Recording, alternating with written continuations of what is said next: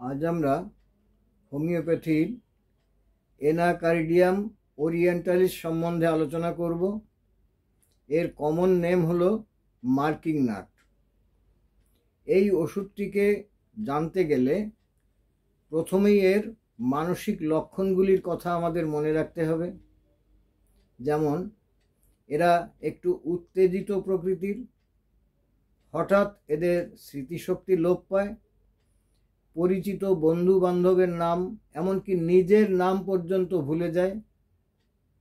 চলার সময় এরা মনে করে কেউ যেন তাকে অনুসরণ করছে, তাই চলতে চলতে দাঁড়িয়ে পিছন দিকে ফিরে দেখে।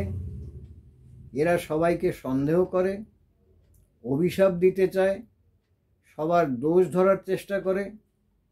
এরা সাধারণ বিষয়কে গুরুতর মনে করে, আবার গুরুতর বিষয়কে তুচ্ছ মনে করে হেসে উড়িয়ে দেয়। এদের মনে হয় যেন দুটি ইচ্ছা শক্তি, একটি তাকে কোনো কাজ করতে বলে, অন্যটি আবার যেন তাকে নিষেধ করে। এই হচ্ছে এদের মানসিক লক্ষণ।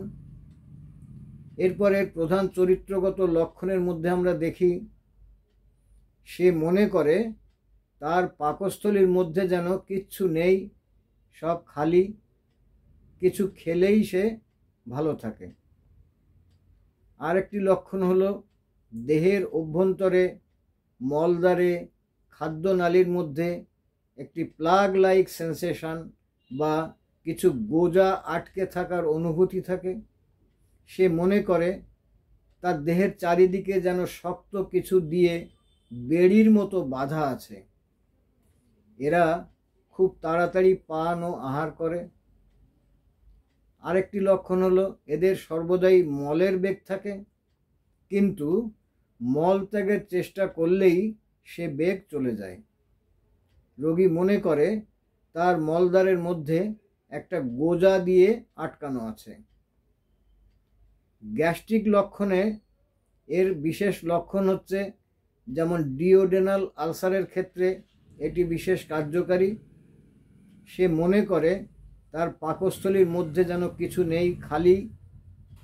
পেট খালি থাকলেই তার পেটের মধ্যে এপিগ্যাস্ট্রিক রিজিয়নে ব্যথা এবং জ্বালা হয়, কিছু খেলেই সঙ্গে সঙ্গে উপশম হয়, আবার 2 ঘন্টা পর সেই জ্বালা ব্যথা শুরু হয়, তাই সে বারে বারে আহার করতে চায়।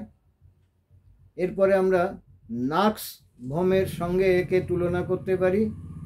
নাক্স ভমেও কিছু খাবার সঙ্গে সঙ্গেই পাকস্থলীতে যন্ত্রণা শুরু হয়, পেট খালি থাকলে উপশম হয়। নাক্সের আরও কয়েকটি লক্ষণ হলো, এরা গুরুপাক বা মশলাদার খাদ্য খেতে পছন্দ করে, এরা রাত জাগা পছন্দ করে, নেশা ভাঙ করে। এদের ক্ষেত্রে আমরা নাক্সকে প্রয়োগ করতে পারি।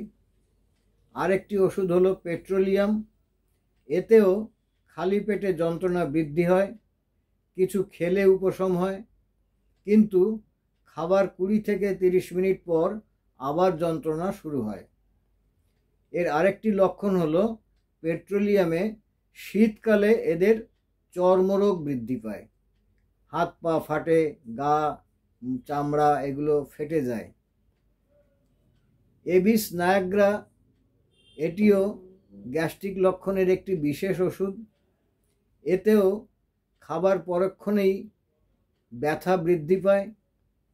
এতে রোগী মনে করে তার পাকস্থলীর মধ্যে যেন একটা ডিমের মতো বস্তু চেপে আছে। এরপরে আমরা দেখি এনাকার্ডিয়ামে ইমপোটেন্সি অর্থাৎ ধ্বজভঙ্গ। ক্রমাগত বীর্যপাতের ফলে ধ্বজভঙ্গ, কোনো স্বপ্ন না দেখেও অজ্ঞাতসারে বীর্যপাত হয়ে যায়। এরা পুরুষত্বহীনতায় ভোগে। এই ক্ষেত্রে এর মানসিক লক্ষণগুলিও দেখতে হবে। এই ক্ষেত্রে আমরা এর 12 শক্তি প্রয়োগ করতে পারি। আমরা এনাকার্ডিয়ামের সঙ্গে এগনাস ক্যাস্টাস, টার্নেরা, অ্যাসিড ফস, ডেমিয়ানা, স্ট্যাফাইসেগ্রিয়া প্রভৃতি ওষুধকেও তুলনা করতে পারি।